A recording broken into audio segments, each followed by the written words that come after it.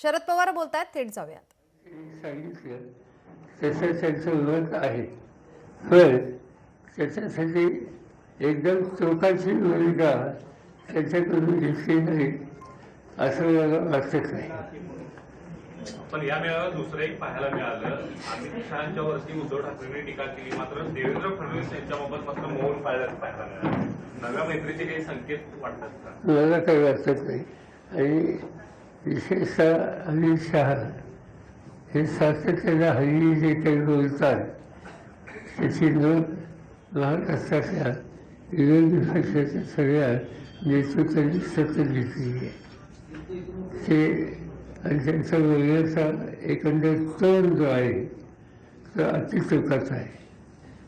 देशाच्या गृहमंत्री काही तास विसरून भाष्य करेल अशी अपेक्षा असते, पण त्याची प्रचिती तिथून काही येत नाही.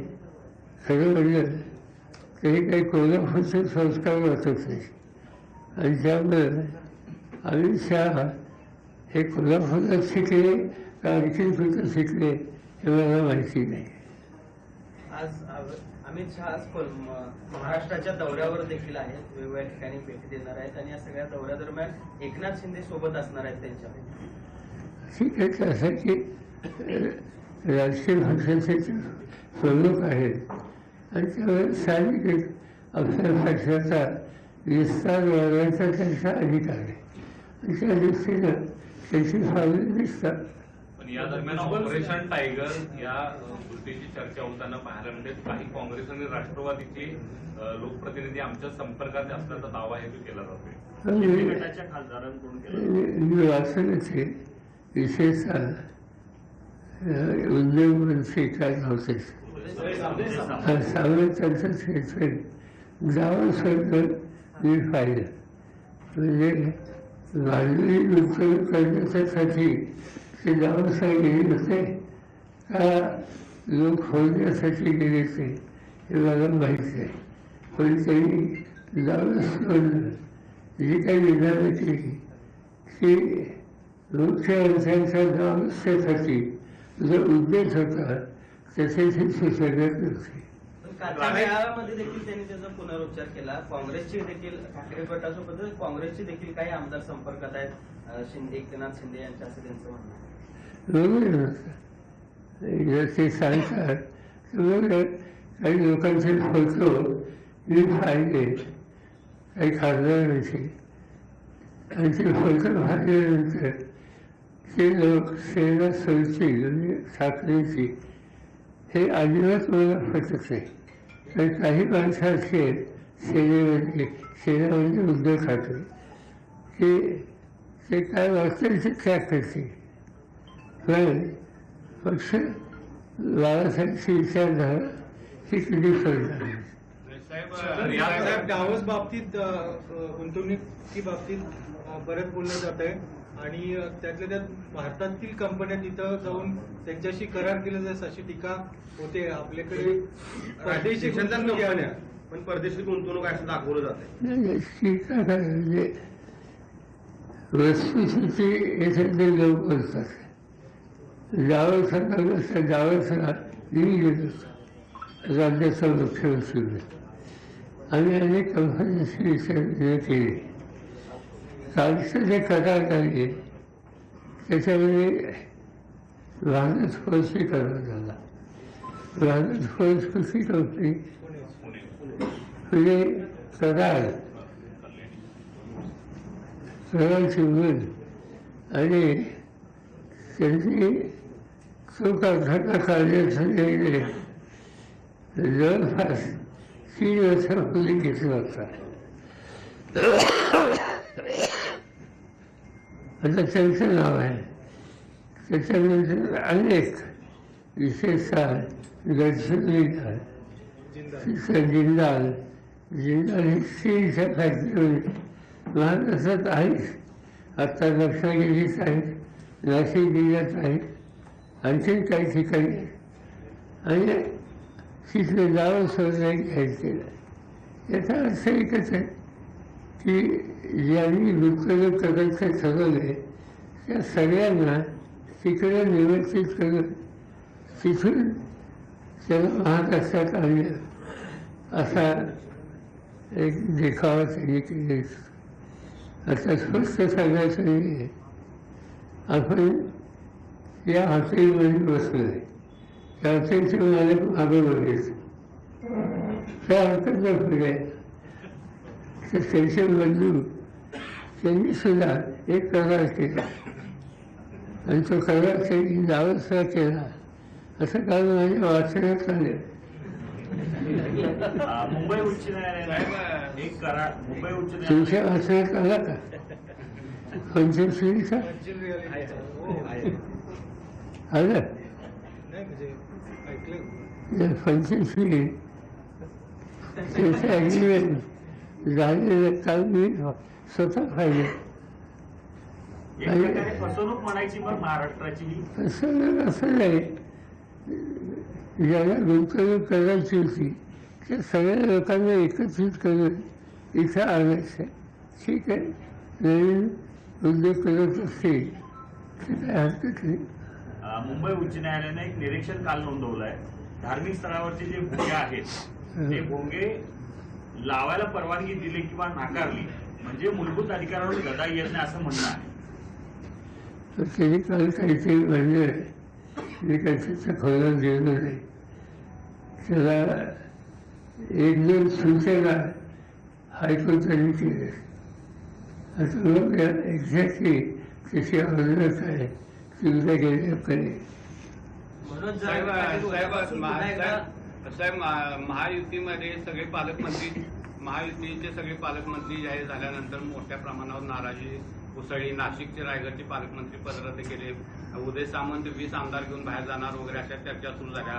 एक प्रकारचा राजकीय भूकंप होणार असं सांगितलं जातंय.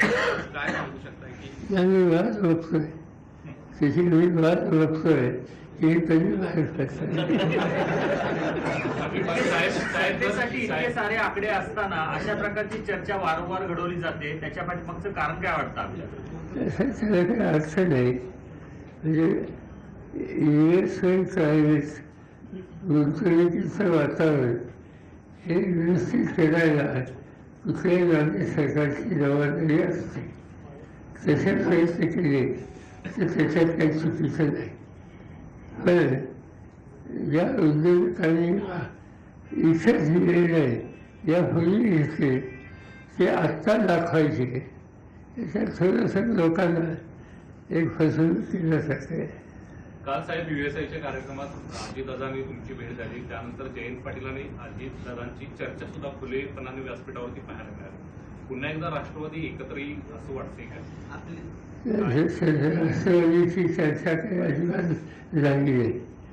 चर्चाचीच एका प्रकल्पाची झाली आणि त्या प्रकल्पाचे प्रमुख कोल्हापूरचे त्यांचं नाव गडिंग्लजचे चेअरमॅन काय नव्हते,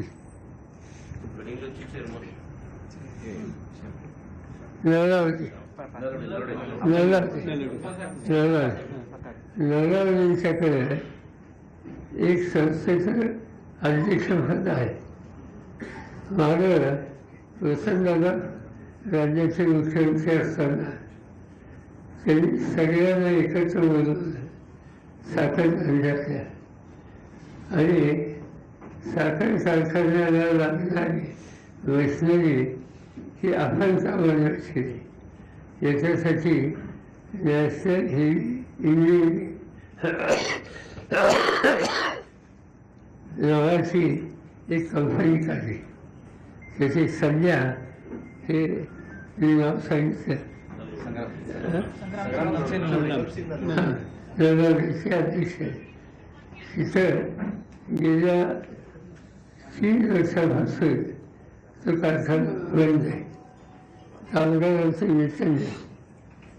आणि त्याच्यासाठी मी काल अजित पवार, त्याच्यानंतर हे नळावे आणि तिसऱ्या युनियनचे पदाधिकारी यांना एकत्र बोलवलं आणि त्यांना सुचवलं की तिथं जमीन ओळखी आहे, ती जमीन आवश्यकता नसलेली आहे, त्याची काही जमीन विकली तर त्याच्यातून कामगारांचे देणं मागेल आणि हा कारखाना चालू करून पुढे चालू होऊ शकतो.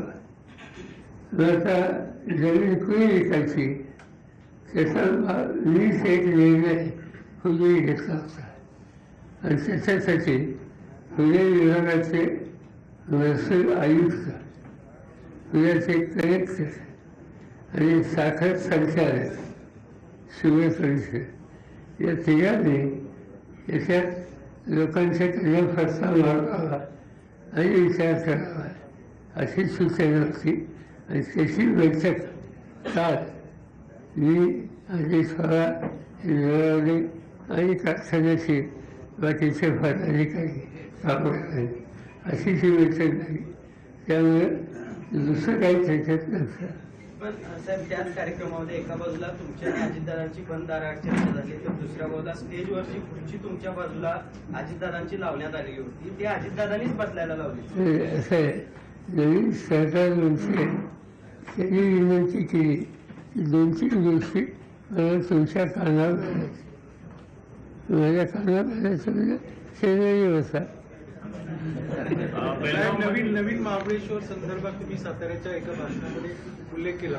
मुख्यमंत्र्यांचा तो आता जे उपमुख्यमंत्री आहेत त्यांचा तो एक अम्बिशियस प्रोजेक्ट आहे, परंतु च्या मंडळात कोणत्याही स्वरूपाची डेव्हलपमेंट जे कोयना बॅकवॉटर असेल किंवा कांदाटी खोरा इथं केलं तर पर्यावरण भविष्यामध्ये त्याचे धोके उद्भवू शकतात. मी त्याचं खोला लिहिलेलं आहे. साखर उद्योगाचा मणिपूरमध्ये जे काही घटना घडल्या त्यानंतर नितीश कुमार यांनी पाठिंबा जो आहे तो भाजपचा काढून घेतला. आता केंद्रामध्ये देखील भविष्यामध्ये हीच स्थिती राहील वाटतंय का? नेमकं भाजपचा आता यामुळे धक्का लागलाय त्याला. मला काही वाटत नाही. तिथं नितीशने पाठिंबा काढून घेतला त्याचा परिणाम मणिपूरच्या सरकारवर काही होणार नाही. आणि त्यावेळेस देशात काहीतरी बदलली हे डोक्याचं काम आहे. मला आता खुर्शी जे आहेत त्यांना विचार. आणि आता मला तुम्ही सोडा. मला घसा बोलायला योग्य नाही. मनोज जरांगे पाटील उद्यापासून पुन्हा एकदा उपोषणाला बसतायत. आरक्षणाच्या मागणीवरून पुन्हा एकदा आमरण. जरांगे पाटील पुन्हा एकदा आमरण उपोषण. माहिती नाही.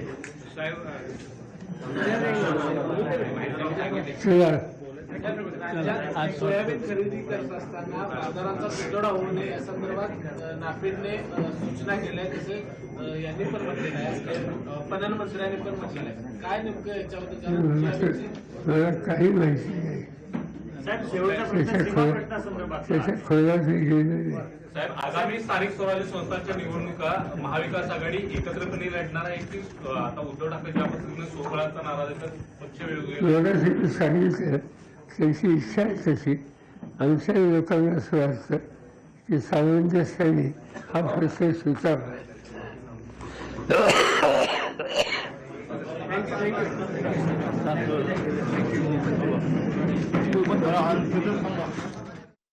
दाओसला उद्योग आणण्यासाठी गेलेत की फोडाफोडी करायला, असा सवाल शरद पवार यांनी उपस्थित केलेला आहे आणि उदय सामंत यांच्या वक्तव्यावर टीका केलेली आहे. 2 दिवसांपूर्वी ठाकरे माझ्याकडे भेटीला आलेले होते. मुख्यमंत्री असताना दाओसला मीही गेलो होतो असं शरद पवार म्हणतायत. पण ठाकरेंचे नेते पक्ष फोडतील असं वाटत नाही, अशी एक चर्चा सुद्धा समोर येताना दिसते असं देखील शरद पवार यांनी स्पष्टच केलेलं आहे. इतकंच नाही तर उद्धव ठाकरे यांनी काल दिलेल्या स्वबळाच्या संकेतासंदर्भात सामंजस्यानं हा सगळा प्रश्न सोडवू असं शरद पवार म्हणतायत. त्यामुळे आगामी काळात मविया आता स्थानिक स्वराज्य संस्थांच्या निवडणुका एकत्रित लढणार की वेगवेगळ्या लढवून आपली ताकद आजमावणार हे पाहणं महत्त्वाचं आहे.